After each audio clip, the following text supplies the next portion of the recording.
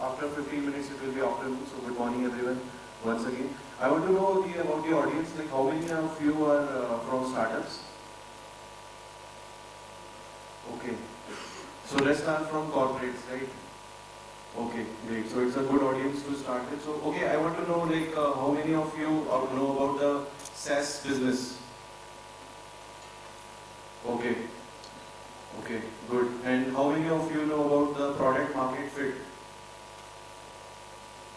Okay, so this is then will be a very good topic for you guys.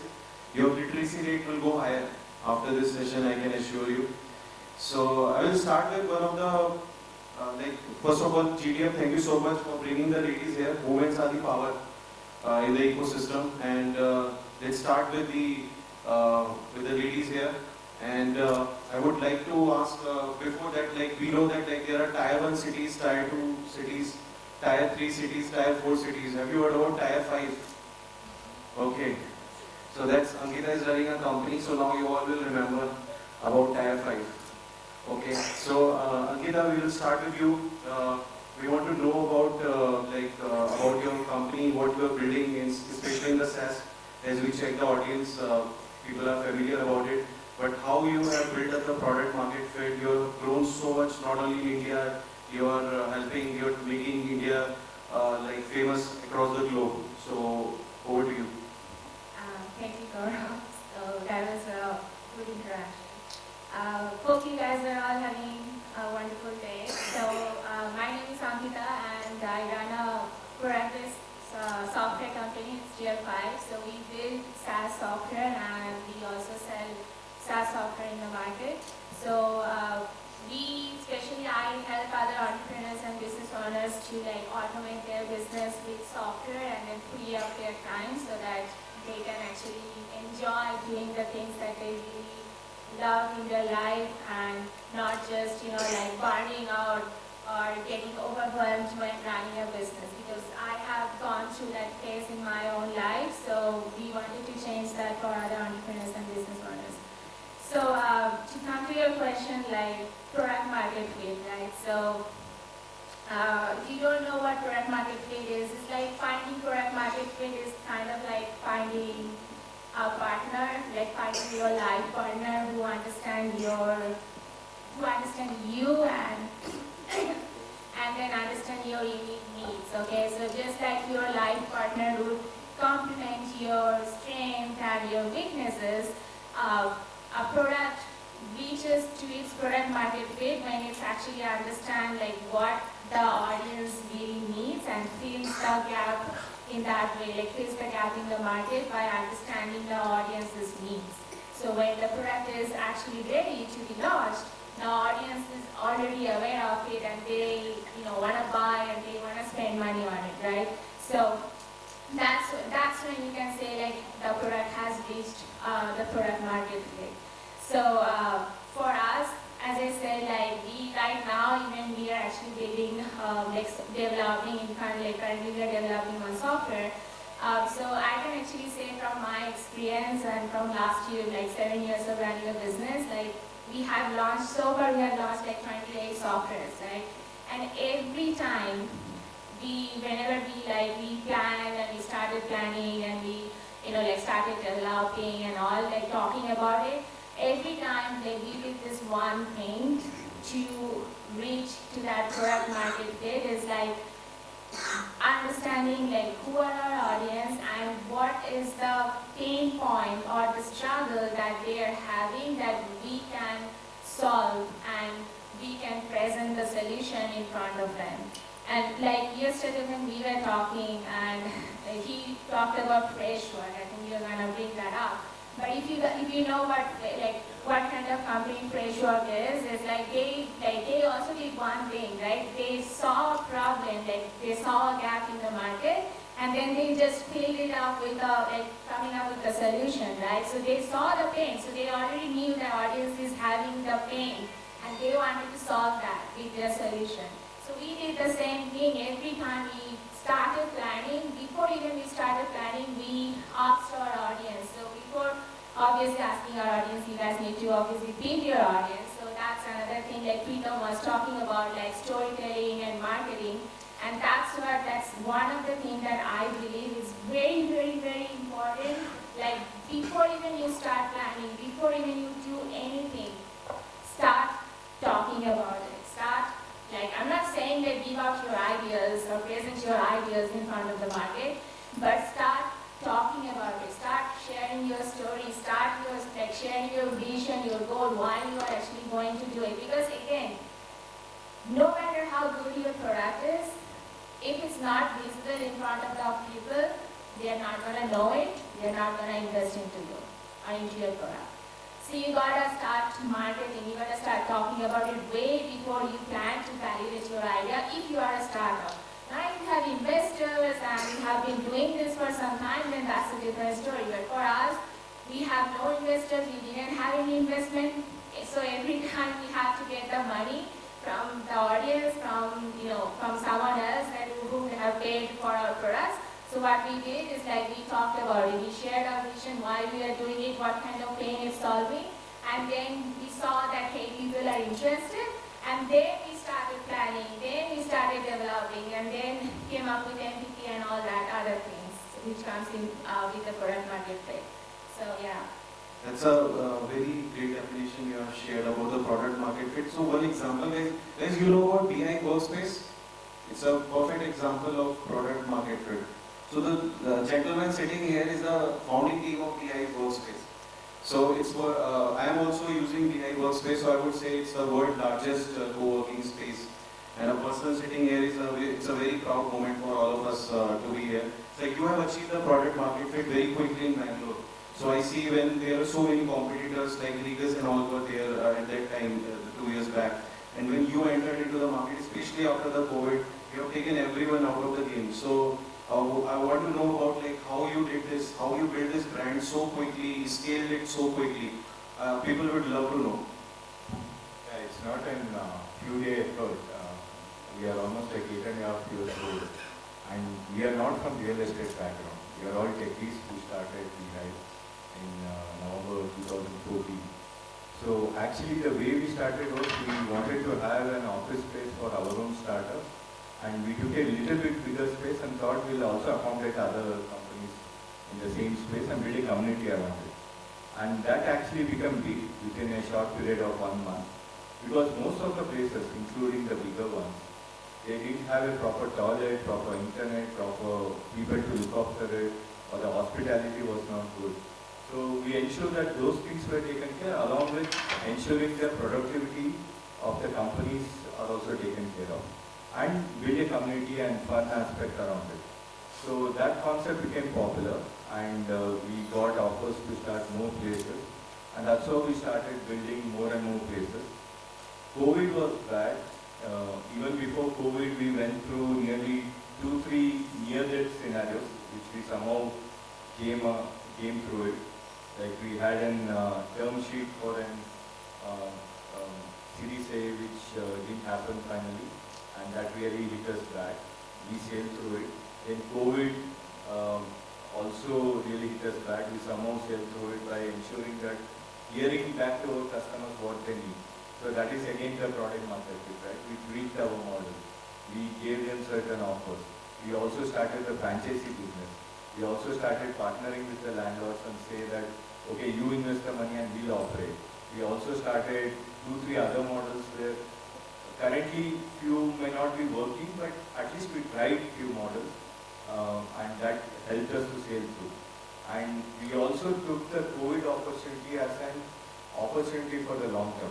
When many were stepping back to invest heavily or take more risk, we took more risk and signed up more properties because properties were available at a cheaper price. We were able to negotiate very good terms. And our investors or well-wishers were backing us. You go ahead and you take the plan.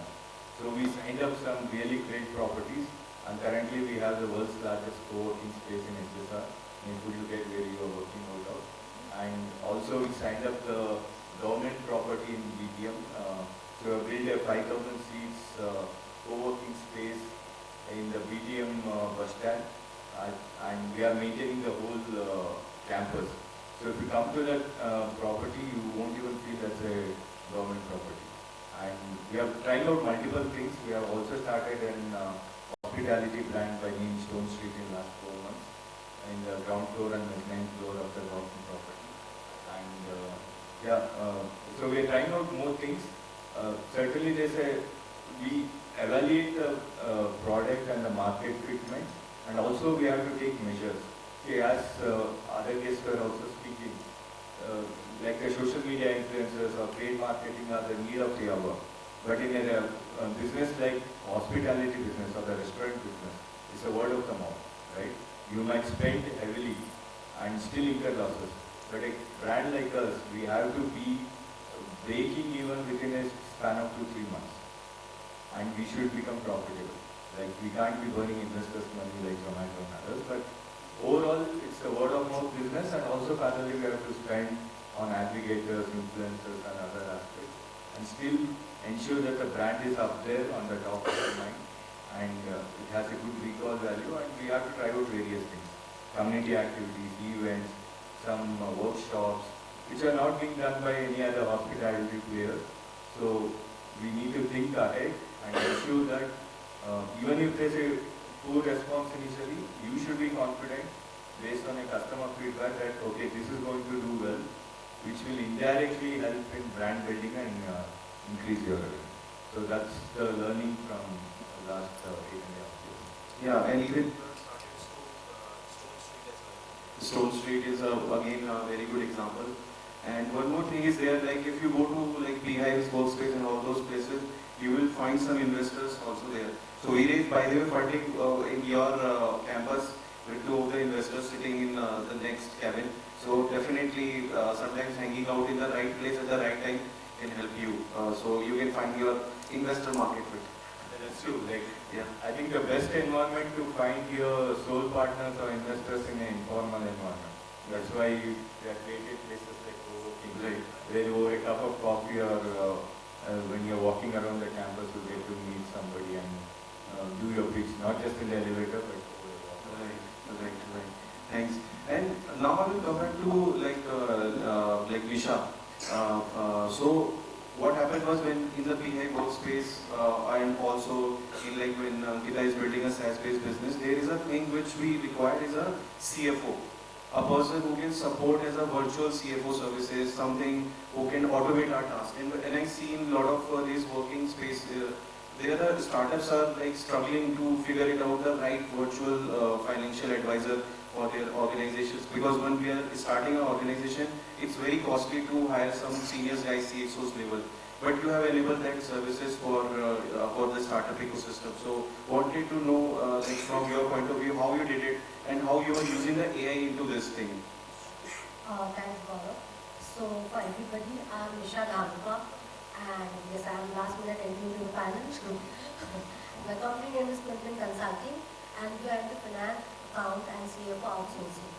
So as we see, as the market is growing and how the entire business world is changing, everything is going digital.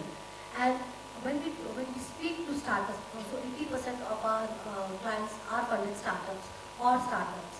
So we see that they always struggle with accounting and finance, and they feel that they just outsource it to somebody and they should take care of it end to end.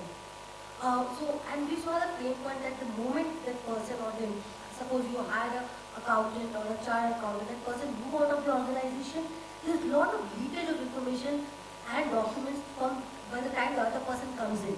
And when you're dealing with investors, when you're dealing with stakeholders, and when they ask for certain details that you don't have it handy, it becomes a big problem and somewhat very embarrassing. Because as an investor, they say that you are the owner, the founder. Don't tell me that you're a techie and you don't understand finance. You are running a business. So that's where we came in, that we saw that this is really a pain point, because they are there to work with the kind of expertise they bring on table. But accounting, finance is equally important. And that's why we brought to them saying that you don't have to worry about papers. QINFIN Consulting is one of its kind where we don't deal with papers at all. Accounting compliance is the first thing that comes to our mind is paper. We have completely eliminated paper. We have completely moved into a cloud-based product where we give them access. They can view their accounting, their documents, their processes, their processing their calculations, everything on cloud with a view access. So we say that you want to see something right in the middle of the night, you don't have to wait for your company to get up. You go, we give you a login and password, you go and access those books and accounts. We also ensure that monthly we meet them and we ensure that we explain them that what are the sales drivers, how is the company doing. The moment you outsource, you feel that I have taken my headache off. But we ensure that we meet them and we tell them how the business is doing. And recently, a classic example that we are working with a company called, they are into, I don't want to name the company, they are into real tech. And the kind of insights we gave them during discussion, they were thrilled to have it. They are young guys, again, wide, they are already into Series A funding. And they were so thrilled to see that, okay, I also know my numbers.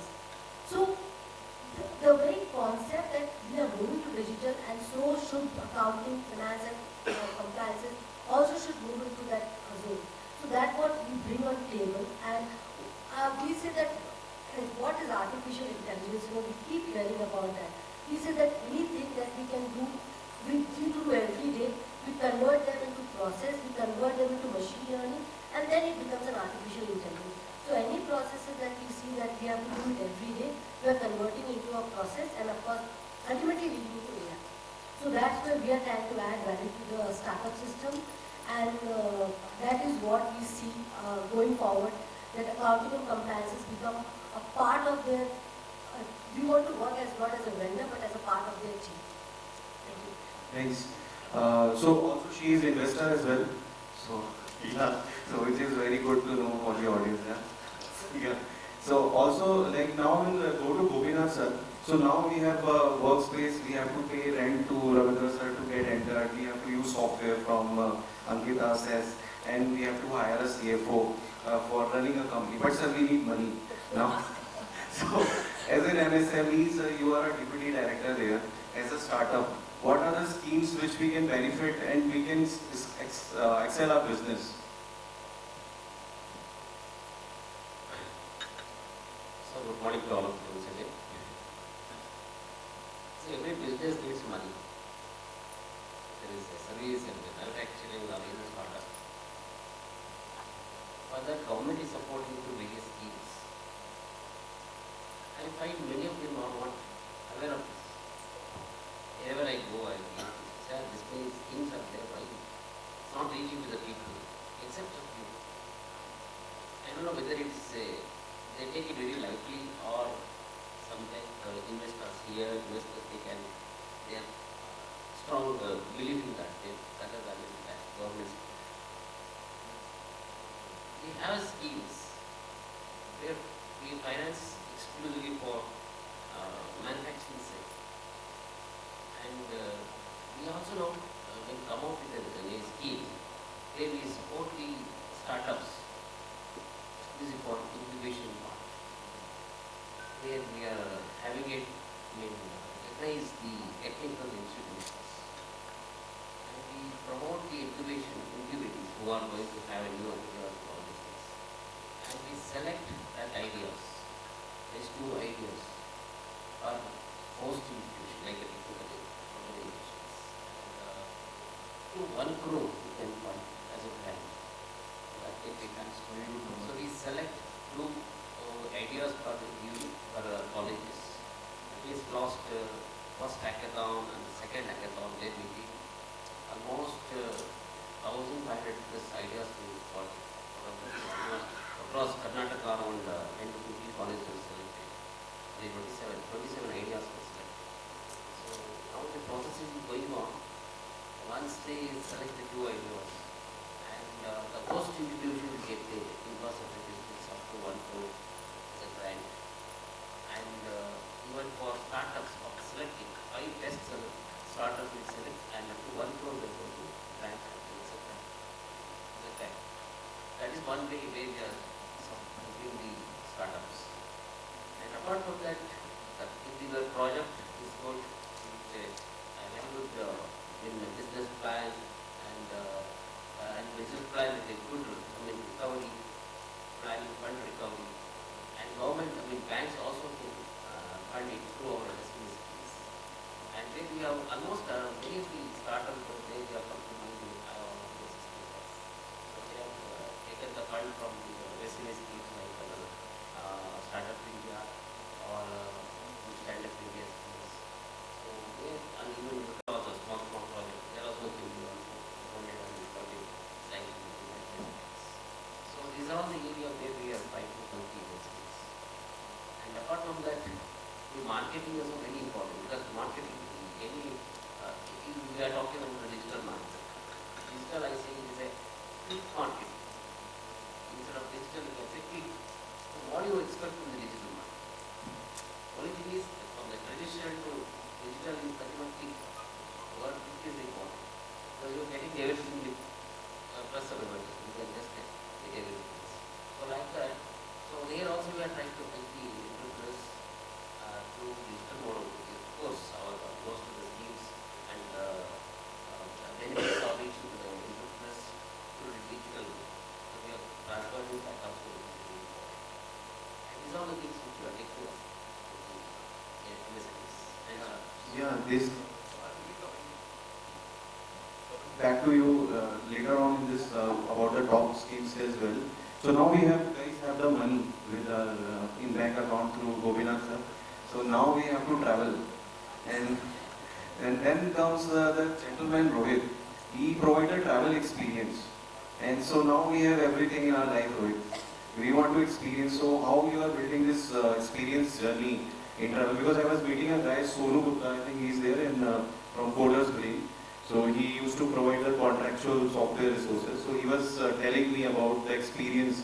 He is able to build the business because of traveling. So that's why I connected now with you. So over to you, like how you are building this experience. Sure. Well, I also have this kind of idea only of the travel. Basically, first I was into the different segments, like into the service segments and into the software solutions. But later, when I was on a travel, then I found that one kind of a pain which I have been identified in the regular travelers. For example, wherever we go for travel and tourism, what we are doing usually is like we are hopping from one area to another area. When I come to the point, exactly what we are seeing is only the nature. And right now, the travel and tourism is also getting too much of costlier. So what we wanted to do is we just don't want to waste the money which we are getting. But what we have to do is like instead of going into the regular places, because whatever the regular places we are going, over there the crowd is also getting more, it is getting little embarrassed because of the traffic and whatever issues might be. So and there is what we can see is already the place was developed. Whatever the tourism centers, for example, if I wanted to speak about the Kerala, the Monar is a place where it was already overcrowded, already overdeveloped, wherever the tourism destinations are there. Those people can able to manage themselves. But what we are trying to do is we wanted to make it an experiential travel. The word itself little different, where you people no need to hop in and hop off. What we are doing is we are selecting some spaces, even actually basically I am from Hyderabad. Usually if someone sees Hyderabad right now eras, you need to say like last time some kind of a thing. Even a lot of celebrities also saying that it's like a second America, what they are seeing. But apart from that, Hyderabad also have different kind of species, like around 18 to 20 lakes what we have been identified, and there are very lone spaces where exactly a user, a customer can have his own kind of experience. So what we are doing is like we are having a tie-up with the Decathlon, and we are trying with the Decathlon and we are connecting the campaigns, camping tents, at the same time mobile toilets and everything. We are connecting with them, and what we wanted to do is we wanted to send our customer to that areas.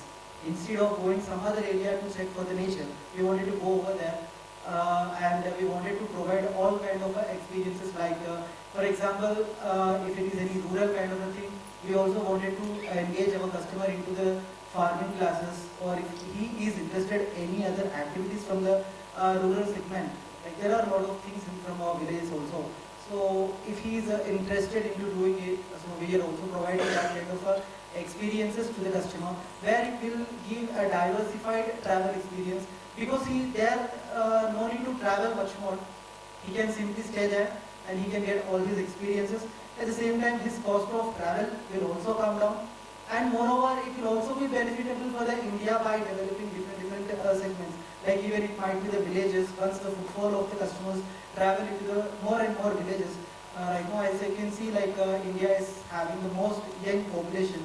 So in this population, they can make their own kind of a market over there. What I identified is this kind of a desperate pain which I have been undergone, because I used to travel to Rajasthan every time, and covering the Rajasthan it takes around 14 to 15 days, entire Rajasthan in order to cover, and that we have to run like everything every day daily. I mean to say like around 3 to 4 hours of travel is required just to see the nature. But if we can create that kind of artificial nature, or we can also provide the same thing in the original nature which we have. Just only the thing is like we have to identify, we have to educate the rural people, we have to clear the dirt, and we have to make them in. So that's what the pain we have been identified, and from there what we have done is we have done different surveys, and over there we have collected a lot of information, and right now it's in the execution stage. Yeah, that's wonderful to know. So now in the last phase we'll be coming to the community part. So how many of you know about the community? What is community? Okay. So the community is like when you have a tribe. I will not say followers.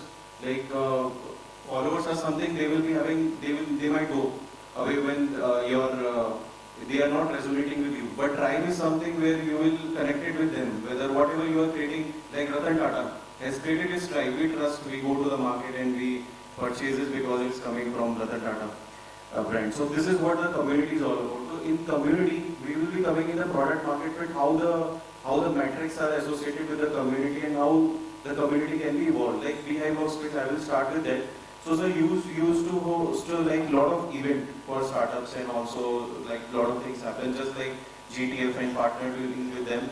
So what is why the community is so much important at this time, and like how we can be part of the startups communities?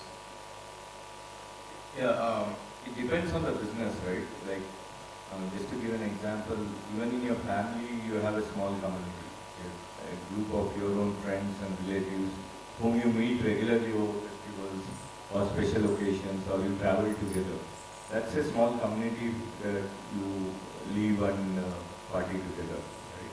Whereas in a business, who are the close set of people whom you can reach out to or work together whenever you are doing any new initiatives or any new business, and grow that business accordingly, right? So we are in the hospitality business, whether it's BHIVE or Stone Street. So we always have to, either it's a B2B business or B2C, or it's B2B2C, or right? So you need to be always in touch with the corporates or the decision makers, or the influencers who can take decisions or influence the decision making. So initially when we started co-working, we started doing a lot of events, like weekly we used to do 2-3 events for startups, entrepreneurs, or VCs, or even decision makers like HR leaders or marketing heads, so that we started building those communities and giving a platform.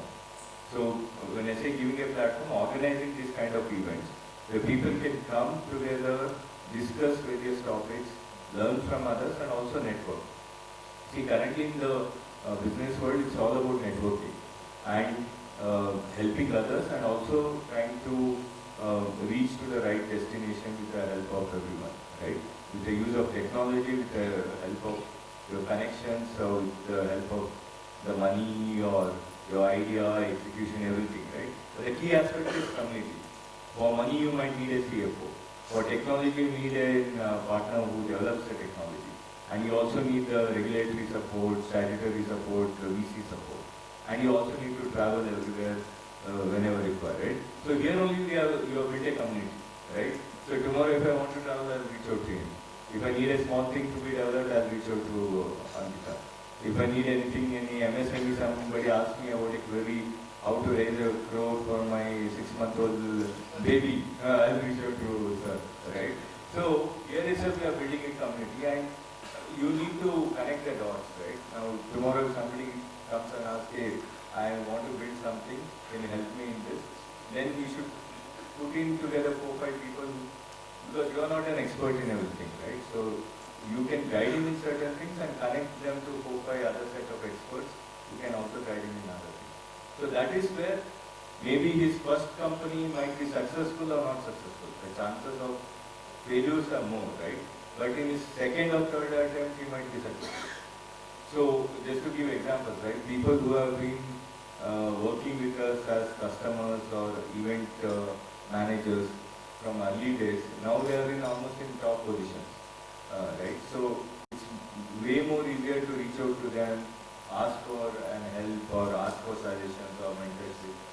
So you should always build a community and have patience and never expect certain deliverables, because spending 1 hour currently, don't expect, okay, I need to get 10 other things from him today. You are sowing the seed now and you reap the benefits in the long run. So it's a patience game. Totally. I have a question on the sir point only. Like you have built a community, sir has built up a huge community in that area. You are building a SaaS product. So when you are building a product, like every product would require the community for themselves. So why it's so important for, especially for the SaaS-based business, because they start with a software as a service for especially for one segment and they have to figure out their community. How much importance of the community is there in the SaaS-based products? Yeah, it's a great question. So as he said already, he mentioned one point that community, like your tribe will like be there to support you, right?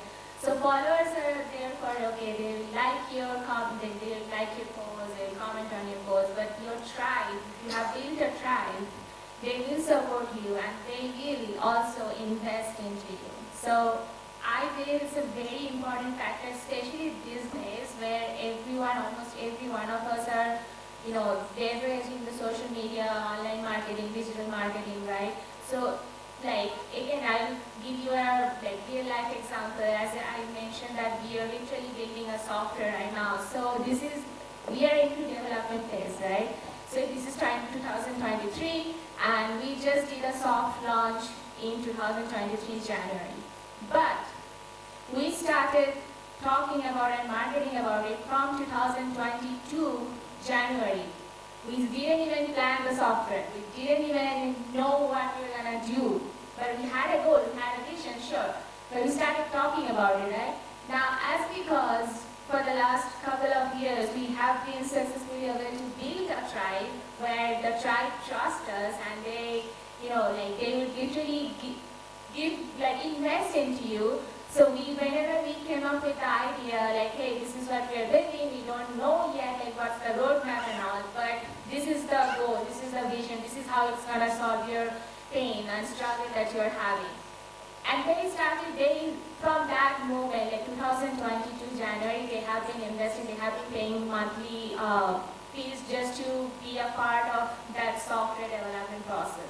So they have been it's been 2023, this is like August, right? So 1.5 years, they have been paying those people. Sure, they got some other costs and benefits for joining, investing into that software, like they got our coaching, mentoring, sure. But not just because they got all those costs and benefits, but they actually trusted us. They already knew hey, these guys are saying that they're gonna build a software and it's gonna help us in this way. I trust my money with them. I will support them. So, just again, as a startup, if you don't have investment, this is really a most crucial part. You start talking about it and you build your tribe and you build your audience. You know your audience, you know their struggle, and you build your tribe, because other than that, where are you going to get the money from? Sure, if you have some money to invest by yourself, you can do it maybe 1 month, 2 months, and then what? You're going to burn out. You're going to ask for maybe investors and all, that's a different story. You get investors and all good. But if you don't have investors and you are just startup, you are bootstrapping your own product, your own service, or whatever you're building, you need a tribe so that they can support you and they can invest into you, and because they trust you with their money. So when you build a tribe, you get the money from them as well. So if you require money, if you don't have investors like him, or you don't have heart, then where are you gonna get the money from? From your tribe, from your community. Definitely. So definitely in the community, one more thing is there, which I want to add is empathy, right? So for example, if we have a close member in our family, if he got or she got sick. So we used to call them, are you okay? So that is sympathy, but empathy is where you go and ask your mother, what I can do for you.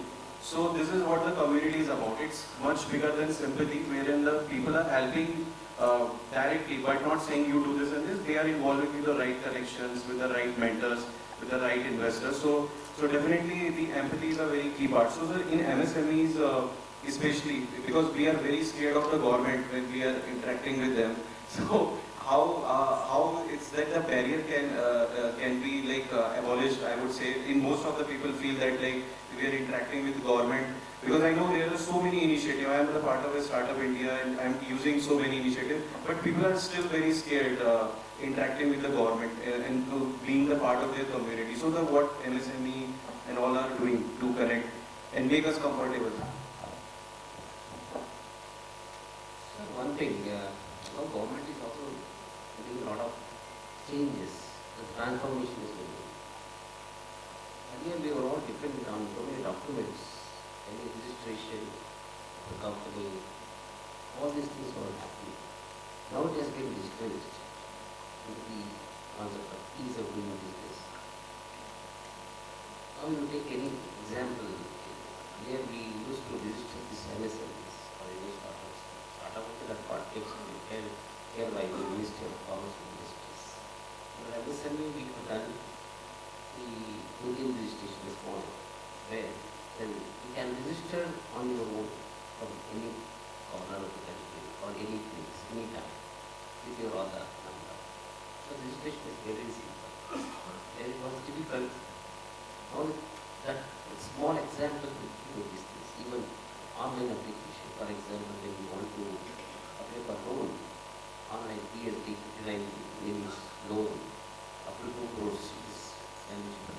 So based on your GST filing and then income tax filing, online in principle of loan you can get it, selected tax. So that is the things that have changed. So these are the examples. Another one is application participation in trade fair. Now that has also been made digital. So if you want to participate in any trade fair as a part of your marketing your product or services, you can make online applications. So here I will see that select it and upload it and then you can proceed further. So even after completing also you can separate the document online and directly the amount will be credited to your account. So without any involvement of officers or anybody. So that kind of transformation is taking place. And I don't know how people are feeling that approaching government is something fear like that. So the changes are happening, especially with the present government or I think the things are changing in shape. And I hope in future also it will have a bright future, provided everything goes well. So I expect that things to happen. Because India needs such kind of stability, such kind of dynamic this thing activities. Plus we have a huge population, 145 crore, we are number one in the world, and we have got a huge opportunities, marketing opportunities. There's been a small company like a South Korea, and they are doing well. Why we can't do it? So today now government is changing a lot of these things. Recently they are going to the bottom level to help the entrepreneurs. Recently I was nominated as the nodal officer for artisans across Karnataka. Here I took my artisans to Delhi, and I think next 17th of September we are launching a scheme exclusive for these kind of artisan people. That is also 18 in artisan, online. We are reaching about 6,500 gram panchayat level across Karnataka through digital. So the selection is going on. 18th the websites are opening. We are reaching to talk to the whole taluk level, gram panchayat level to upload and talking to this video conference and between them to do technical issues. All things are happening. And in fact, one more thing which we are doing in the digital mode is the gem registration for the market, which I am organizing on 22nd of this month in our office, where we have invited the gem technical officer to help the entrepreneurs to upload all the requirement which is being procured by the government of India. So that it will help the lot of entrepreneurs to directly. So the system has changed. So there is no need to like bring all the documents and then one fellow will verify everything and then put so many queries, so many files. No, not true. One person handling both systems, digital mode, and recommending and approving, and any correction is there, the clarification will be sought through digital mode only. So it will be done faster. And also it is time bound. Also whatever work is being done, it should be uploaded to our portal everything. So then monitoring will be there through digital mode. So I think it's a good of things going on in the government. Got it. Running out of time, but I think we can take one or two questions if someone has. Yes, yes.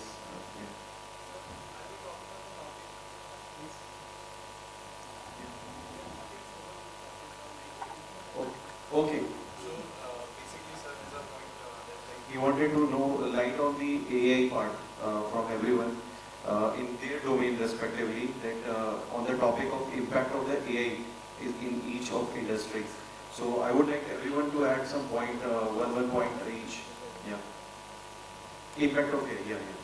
Okay. As I belong to the travel and tourism industry, I have not much more, but yeah, of course, we do have the importance of artificial intelligence as where we are doing like we are checking the reader once they open our application, once they come to our website. What we are doing is we are running our AI metrics, and from there where we would like to capture what exactly he needs. Because right now, if he is searching for something and if we are offering some other thing, definitely it doesn't work. So what we are trying to do is with our AI metrics, what we are planning is we wanted to read his what exactly he needs, and over there we also wanted to involve our kind of a product unique selling point also, and we have to give it to him. And also while taking his inputs, we can also come to know, understand what kind of a budget he is looking for and what kind of a place he is looking for, and basically what his interesting spots are. Based on all these things, we would be calculating and we would be going to him. But as per the travel and tourism industry right now is what these are only the points which, as per my knowledge, I can keep in this kind of industry regarding the artificial intelligence. But where we are also coming up with one other viewpoint that usually the reader, we will be giving any travel and tourism industry, what they will do is like they will be giving a PDF brochures where we have to undergo and where we have to do. But what we are giving is that if any person comes for an inquiry or something, what we are presenting is we are presenting a video which it will also have a audio clippings. So where he can go and before going to that area, he can see the video, he can see the area, how beautiful it will be, and it will be also create some kind of enthusiasm in him. Is what under the planning stage. That's from my end. Okay. Any?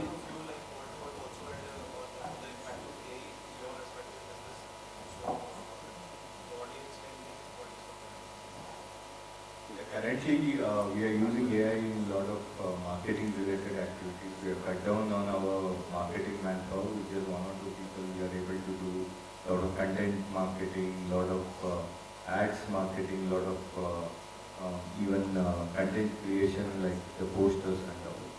And even in the restaurant business, in the long run, what we are also here and meeting certain people, they are trying just by knowing the customer database based on the past dining experience, the machine will be able to analyze or suggest us what this customer would like to have today, what would be his taste preference, or is it a special day today or not, which a normal hospitality person may not be able to do it, or you need to have a really well-paid and a smart individual to do it. So it's not going to eliminate the job as such, but it's going to create new set of jobs, and it's going to create more better experiences in our industry. So it's not a threat for us, but as and when the time changes, we should be on top of it and incorporate those changes into them. Yeah, and also by ending this, I would also want to add one more point. Like when I asked in the audience, like how many of you are SaaS based, so we wanted to understand the audience. So we immediately made a product market fit by going to the area where the most audience can benefit, and that's it. So thank you so much everyone for your time.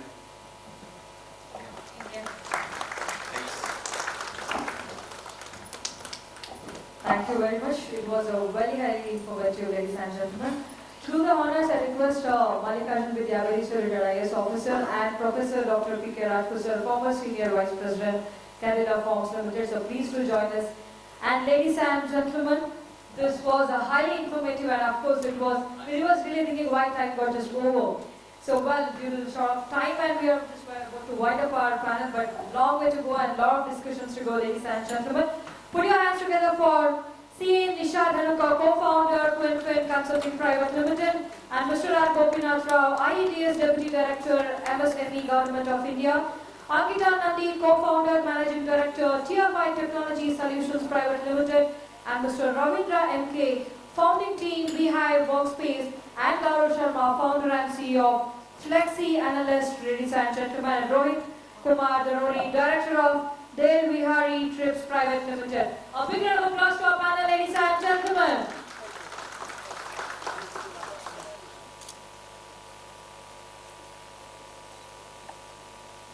Now I request our dignitaries to do the felicitation to our panel.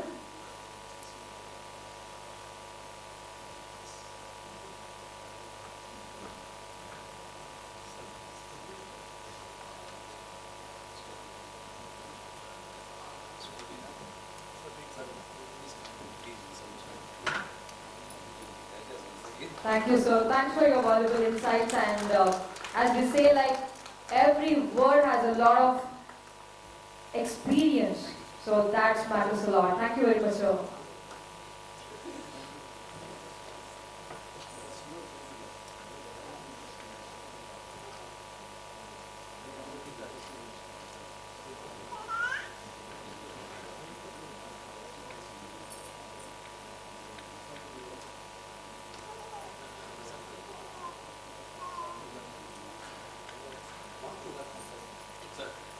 Gopinath sir, please be on stage, and after presentation, Mallikarjun sir has few words to say.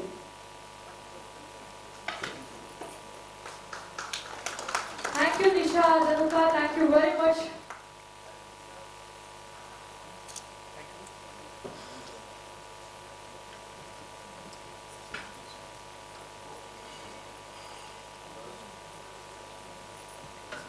Mr. Gaurav Sharma, founder and CEO of Flexi Analyst.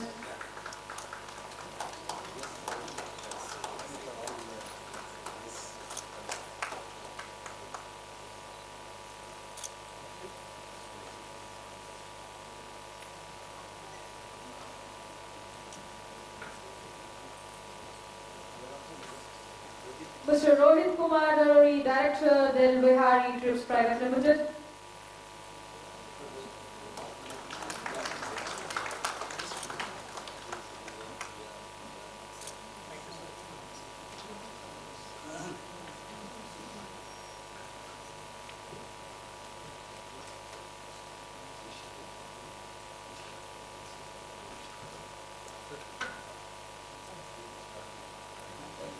This is for Nisha. Thank you, Nisha. Thanks for your valuable insights. She is the co-founder of QINFIN Consulting Private Limited. And yes, panel discussion was very interesting and very useful.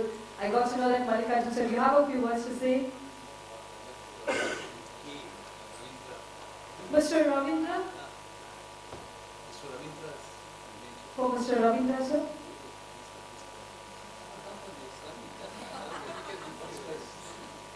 Mr. Ravindra MK, founding team, we have Workspace. Ladies and gentlemen, can we have a big round of applause?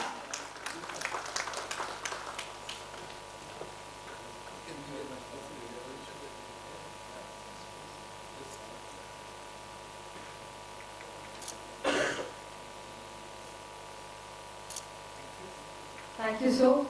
And to the panel and all of panels, Mallikarjun sir has few words to address you all. So, over to you. I also attended the chief executive of the Karnataka